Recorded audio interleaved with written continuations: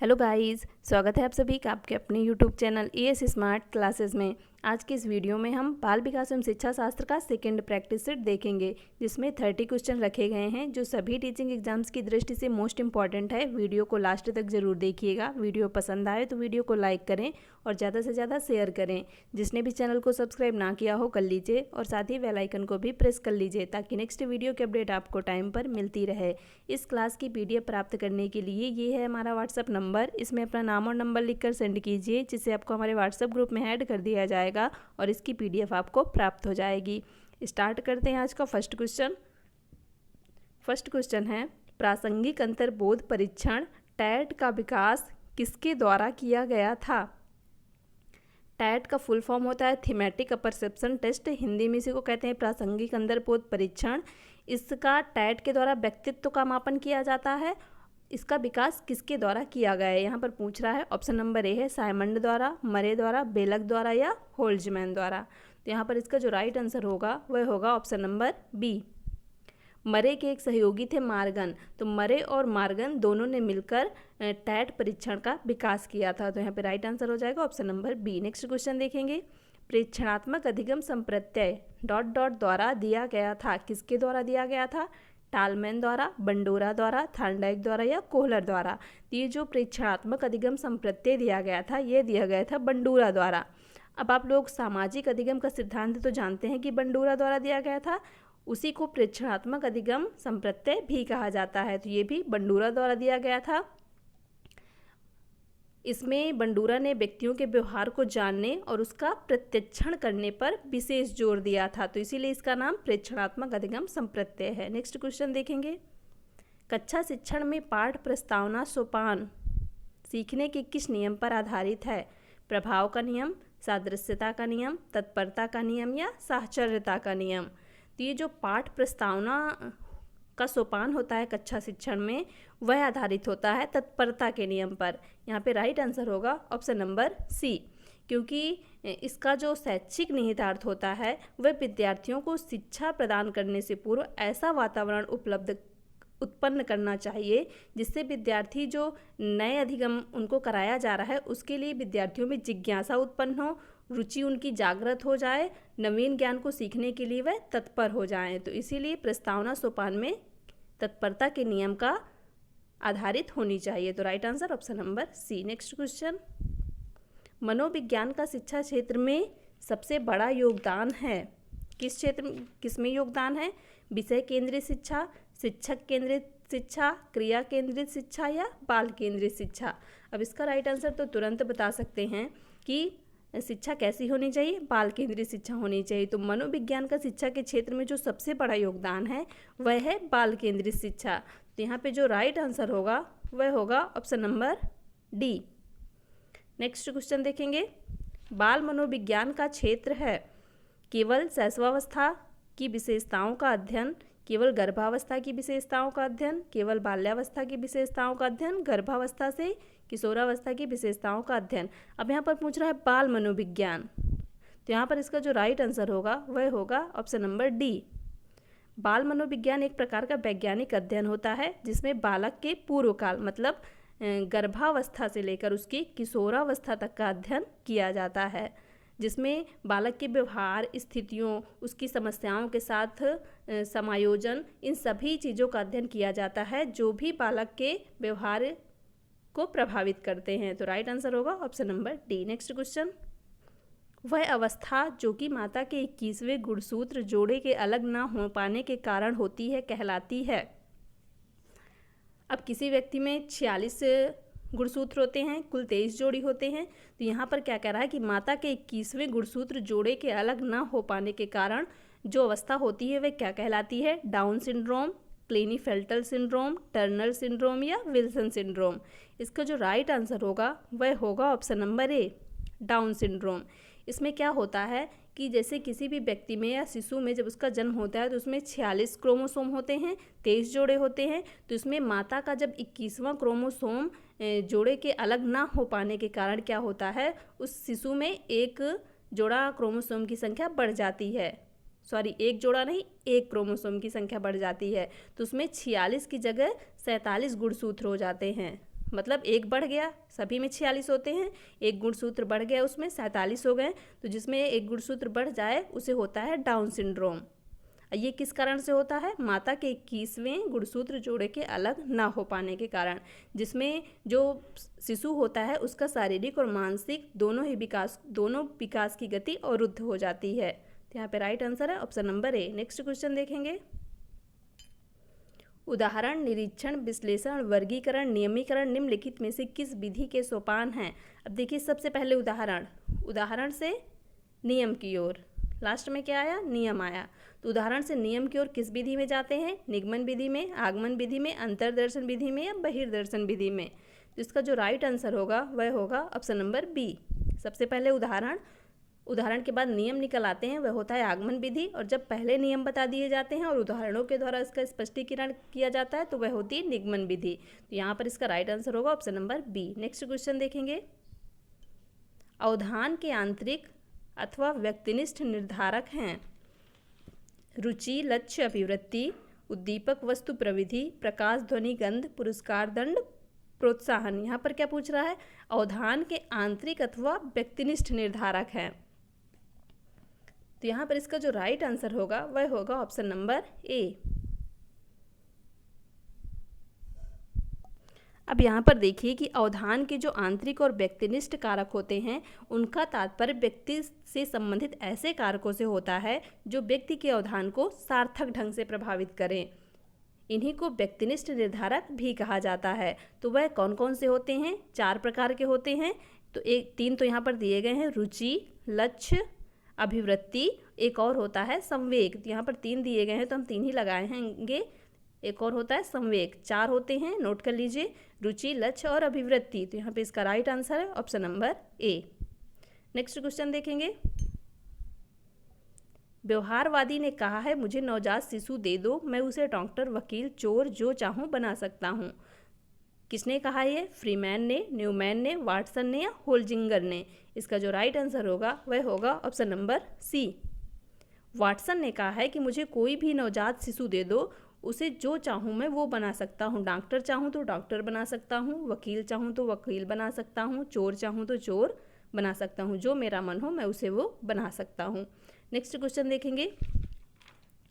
Freud के अनुसार हमारे मूल्यों का आंतरिकीकरण ... में होता है। किस में होता है? ऑप्शन नंबर ए है इदम, अहम, परमअहम या परिस्थितियों। तो यहाँ पर देखिए इसका जो राइट आंसर होगा, फ्रायड ने 3 प्रकार के मन बताए हैं, इदम, अहम, परमअहम। तो मूल्यों का जो आंतरिकीकरण होता है वह होता है परमअहम में, सुपर ईगो इसको इंग्लिश में कहते हैं। इसका राइट आंसर होगा ऑप्शन नंबर डी। परअहम जो है ये नैतिकता के नियम का पालन करता है। 3 मन इन्होंने बताए, इदम, अहम और परमअहम। इदम जो होता है ये इच्छाओं का भंडार गृह होता है, इसमें बच्चों की इच्छाएं होती हैं और वह उनकी तुरंत संतुष्टि चाहता है। अहम होता है, इसमें बच्चा वास्तविक जीवन में प्रवेश करने लगता है। और परमअहम में क्या होता है? ये नैतिकता के नियम का पालन करता है और इसमें मूल्यों का आंतरिकीकरण होता है। इसमें जो बालक होता है वह सामाजिक व राष्ट्रीय हित में व्यक्ति को त्याग व बलिदान के लिए तत्पर हो जाता है, आदर्शों संस्कारों से संबंधित हो जाता है, सामाजिक मान्यताओं को मानने लगता है। तो इसमें मूल्यों का आंतरिकीकरण होता है। तो राइट आंसर होगा option number C. Next question देखेंगे। यह आवश्यक नहीं है कि उच्च बुद्धि लब्धि वाले बच्चे ... में भी उच्च होंगे। किस में उच्च होंगे? सृजनशीलता में, अध्ययन में, विश्लेषण में या अच्छे अंक प्राप्त करने में? तो यहाँ पर देखिए इसका जो राइट आंसर होगा वह होगा ऑप्शन नंबर ए। क्यों होगा ऑप्शन नंबर ए? क्योंकि बुद्धि लब्धि और सृजनशीलता दोनों में अलग अलग चीज़ें हैं। बुद्धि लब्धि क्या होती है? किसी भी व्यक्ति में सूझ के साथ समस्या समाधान करने की क्षमता, नई परिस्थितियों में अनुकूलन करने की क्षमता, अमूर्त ढंग से किसी विषय में सोचने की क्षमता, अपने अनुभव जो उसके पूर्व अनुभव हों उनसे लाभ उठाने की क्षमता, ये सभी चीज़ें बुद्धि के अंतर्गत आती हैं। जबकि ये जो सृजनशीलता होती है इसका संबंध मौलिकता या नवीनता से होता है, जिसके द्वारा किसी नवीन रचना या नव विचार को प्रस्तुत किया जाता है। तो ये सृजनशीलता हो गई और बुद्धि लब्धि अलग अलग दोनों को स्पष्ट कर दिया गया। तो इसीलिए कहा जाता है कि यह आवश्यक नहीं है कि जिनकी बुद्धि लब्धि उच्च हो वे बच्चे सृजनशीलता में भी उच्च हों। तो राइट आंसर होगा ऑप्शन नंबर ए। Next question. एक परिस्थिति में अर्जित ज्ञान दूसरी परिस्थिति में उपयोग कहलाता है। एक परिस्थिति में अर्जित ज्ञान का दूसरी परिस्थिति में उपयोग क्या कहलाता है? सीखने की विधियाँ, सीखने का स्थानांतरण, सीखने में पठार या सीखने में रुचि। तो यहाँ पर जो राइट आंसर होगा वह होगा ऑप्शन नंबर बी। एक परिस्थिति में जब कोई ज्ञान सीखा जाता है और दूसरी परिस्थिति में उसका उपयोग करें तो वह कहलाता है सीखने का स्थानांतरण। सीखने के स्थानांतरण 3 प्रकार के होते हैं, धनात्मक, ऋणात्मक और शून्य। ये सभी चीज़ें जो साइकोलॉजी का चैप्टर वाइज वीडियो दिया गया था उसमें बताई गई हैं। जिसने ना देखा हो वो वीडियो के डिस्क्रिप्शन बॉक्स में जाकर देख लें। नेक्स्ट क्वेश्चन देखेंगे। सीखी हुई बात को पुनः स्मरण करने की असफलता को कहते हैं। अब यहाँ पर ध्यान दीजिएगा, असफलता को क्या कहते हैं? कल्पना, स्मृति, विस्मृति या ध्यान। अब यहाँ पे इसका राइट आंसर क्या होगा? इसका जो राइट आंसर होगा वह होगा ऑप्शन नंबर सी। हमने कोई बात मान लीजिए काफ़ी समय पहले सीखी और कुछ दिन बाद हमें उसको स्मरण में लाना है और हम उसको याद नहीं कर पा रहे हैं तो वह क्या हुआ? असफल हैं हम उसको याद करने में, तो वह हो जाएगी विस्मृति। विस्मृति मतलब भूलना। अगर हम उसको आराम से याद कर ले रहे हैं तो वह स्मृति में आ जाएगा। अगर हम उसको याद नहीं कर पा रहे हैं तो वह हो जाएगी विस्मृति। राइट आंसर हो जाएगा option number C. Next question देखेंगे। कार्य को आरंभ करने, जारी रखने और नियमित करने की प्रक्रिया है। क्या है? प्रेरणा है, संवेदना है, सीखना है या प्रत्यक्षीकरण है। किसी कार्य को आरंभ करना, उसको जारी रखना और उसको नियमित करना, ये जो प्रक्रिया है यह है प्रेरणा। इसी को कह सकते हैं अभिप्रेरणा। यह एक परिभाषा है जो एक मनोवैज्ञानिक ने दी थी जिनका नाम है गुड मनोवैज्ञानिक ने अभिप्रेरणा से संबंधित एक परिभाषा दी थी, वह यही परिभाषा है। कार्य को आरंभ करने, जारी रखने और नियमित करने की प्रक्रिया है अभिप्रेरणा। तो राइट आंसर यहाँ पर होगा ऑप्शन नंबर ए। नेक्स्ट क्वेश्चन देखेंगे।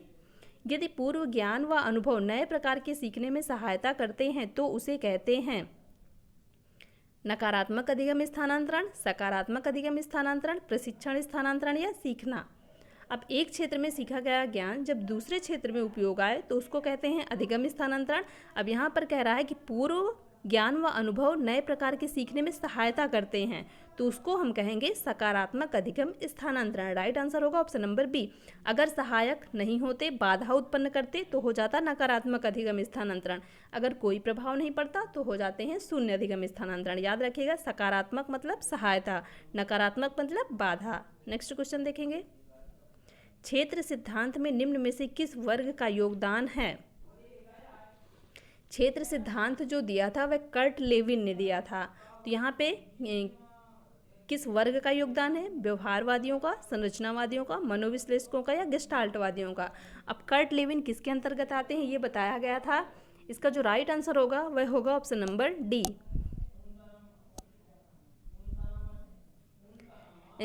कर्ट लेविन की एक पुस्तक थी फील्ड थ्योरी ऑफ साइकोलॉजी। इसी में इन्होंने क्षेत्र सिद्धांत दिया था और यह गेस्टाल्टवादियों से संबंधित हैं। गेस्टाल्टवादी कुछ और मनोवैज्ञानिक बताए गए थे जैसे Max Wertheimer, Kohler, Koffka, Kurt Lewin. ये 4 मनोवैज्ञानिक गेस्टाल्टवादी बताए गए थे। तो यहाँ पे राइट आंसर होगा option number T. Next question. मनोविज्ञान की प्रथम प्रयोगशाला किसने स्थापित किया था? मोस्ट इंपॉर्टेंट क्वेश्चन है। मनोविज्ञान की प्रथम प्रयोगशाला किसने स्थापित किया था? डब्ल्यू वुंट ने, सिगमंड फ्रायड ने, पावलोव ने या वाटसन ने? तो मनोविज्ञान की जो प्रथम प्रयोगशाला थी उसे विलियम वुंट ने जर्मनी के लिप्जिंग में, कहाँ किया था नोट कर लीजिए, जर्मनी के लिप्जिंग में 1879 ईस्वी 1879 ईस्वी में प्रथम मनोवैज्ञानिक प्रयोगशाला स्थापित किया था।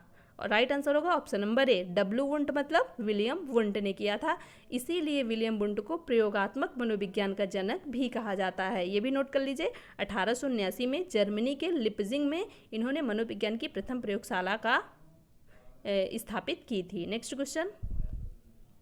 भाटिया बैटरी का प्रयोग निम्न में से किसके मापन हेतु किया जाता है? भाटिया बैटरी प्रयोग किसने किया था? चंद्रमोहन भाटिया ने, जो इलाहाबाद से थे। इन्होंने 1953 में भाटिया बैटरी परीक्षण का प्रयोग व्यक्तिगत बुद्धि परीक्षण में किया था। तो यहाँ पे किसका मापन हेतु किया जाता है? व्यक्तित्व, रुचि, बुद्धि या क्षमता बताया गया। व्यक्तिगत बुद्धि परीक्षण के लिए किया गया था। तो राइट आंसर होगा ऑप्शन नंबर सी।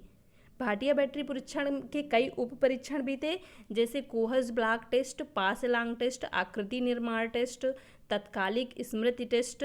ऐसे ही इसमें कई उप परीक्षण भी थे। तो इसी तरह एक बैटरी का निर्माण हुआ, इसीलिए इसको भाटिया बैटरी परीक्षण कहा जाता है।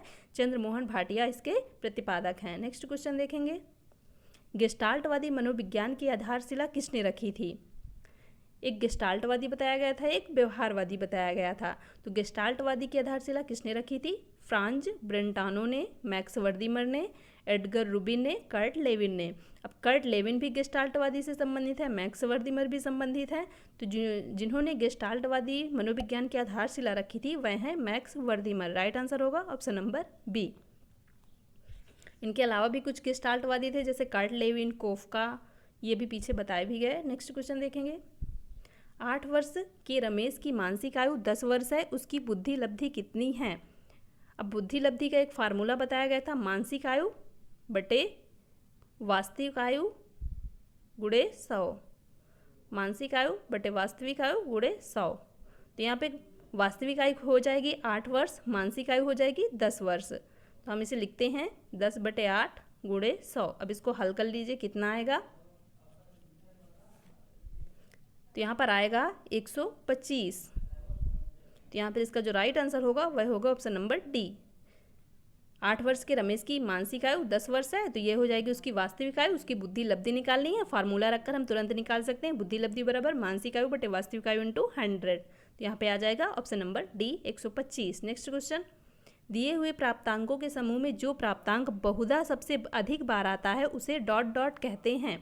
अब मान लीजिए कुछ प्राप्तांक दिए हैं, जैसे मान लेते हैं 5, 6, 5, 8, 5, 4, ऐसे काफ़ी मतलब 10 मान लीजिए प्राप्तांक दिए हैं।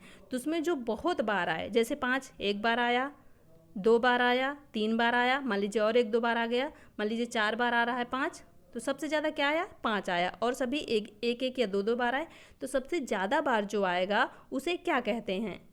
बहुलक कहते हैं, मध्यमान कहते हैं, मध्यांक कहते हैं या मानक विचलन कहते हैं। तो जब कई प्राप्तांक दिए हों, उनमें से कोई एक संख्या बार बार दोहराती है तो उसको कहते हैं बहुलक। राइट आंसर हो जाएगा ऑप्शन नंबर ए। बहुलक कभी भी पूछे तो जो संख्या बार बार दोहराई गई हो वही होती है बहुलक। नेक्स्ट क्वेश्चन देखेंगे, निम्नलिखित में से कौन सी विधि प्राथमिक स्तर पर शिक्षण के लिए उपयुक्त नहीं है? समस्या समाधान विधि, गतिविधि उपागम, व्याख्यान विधि या प्रोजेक्ट विधि। अब यहाँ पर देखिए इसका जो राइट आंसर होगा वह होगा ऑप्शन नंबर सी। प्राथमिक स्तर के जो बच्चे होंगे वह काफ़ी ज़्यादा छोटे होंगे, उनका जो स्मृति स्तर, बोध स्तर, चिंतन करने का स्तर होगा वह ज़्यादा विकसित नहीं हुआ होगा। तो वह जो व्याख्यान दिया जाएगा बच्चों को उसे तो वह अच्छी तरह से समझ नहीं पाएंगे। तो इसीलिए उनको व्याख्यान विधि उनके लिए उचित नहीं होती। व्याख्यान विधि होती है ये जो बड़ी कक्षाओं के लिए उपयुक्त होती है। प्राथमिक कक्षाओं के बच्चे के लिए मॉन्टेसरी विधि, किंडरगार्टन विधि, खेल विधि, इन विधियों का प्रयोग करके उनको पढ़ाना चाहिए। नेक्स्ट क्वेश्चन देखेंगे, किस बुद्धि लब्धि स्तर का बालक सामान्य बुद्धि वाला कहलाता है? सामान्य बुद्धि लब्धि स्तर क्या होता है? 70 से 89, 70 से 79, 80 से 89, 90 से 109 या 110 से 119। अब सामान्य बुद्धि लब्धि जो होती है वह होती है 90 से 110, या कहीं कहीं मिल जाता है 90 से 109। दोनों ही राइट हैं, जो भी मिल जाए उसे ही लगा दीजिए। तो यहाँ पर दिया है 90 से 109, तो राइट आंसर हो जाएगा option number C. Next question, मानसिक वृद्धि और विकास निम्न में से किस कारक द्वारा नियंत्रित होते हैं? आनुवंशिकता, आनुवंशिकता एवं पर्यावरण कारक, केवल पर्यावरण कारक या इनमें से कोई नहीं। अब यहाँ पर इसका जो राइट आंसर होगा वह होगा ऑप्शन नंबर बी।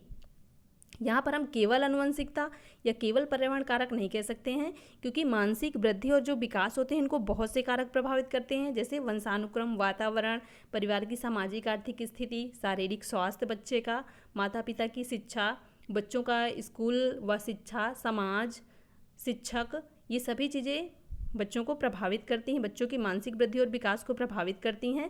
तो यहाँ पर हम केवल नहीं कह सकते, तो यहाँ पर हम कह सकते हैं ऑप्शन नंबर बी, आनुवंशिकता और पर्यावरण दोनों ही कारक बच्चे को प्रभावित करते हैं। नेक्स्ट क्वेश्चन, निम्नलिखित में से कौन सा कथन सही नहीं है? ऑप्शन नंबर ए है, वृद्धि एवं विकास दो अलग अलग आयाम हैं, वृद्धि जीवन पर्यंत चलती है, वृद्धि विकास की प्रक्रिया का ही एक भाग है, विकास सतत प्रक्रिया है। अब यहाँ पर पूछ रहा है कि निम्न में से कौन सा कथन सही नहीं है। यहाँ पर इसका जो राइट आंसर होगा वह होगा ऑप्शन नंबर ए, इसका एक क्यों होगा? वृद्धि एवं विकास दो अलग अलग आयाम हैं, क्योंकि वृद्धि एवं विकास दो अलग अलग आयाम नहीं होते, बल्कि ये जो वृद्धि होती है ये विकास के अंदर ही समाहित होती है। विकास जीवन पर्यंत चलता रहता है, इसी के अंदर वृद्धि समाहित होती है। तो इसीलिए राइट आंसर हो जाएगा ऑप्शन नंबर ए। नेक्स्ट क्वेश्चन देखेंगे।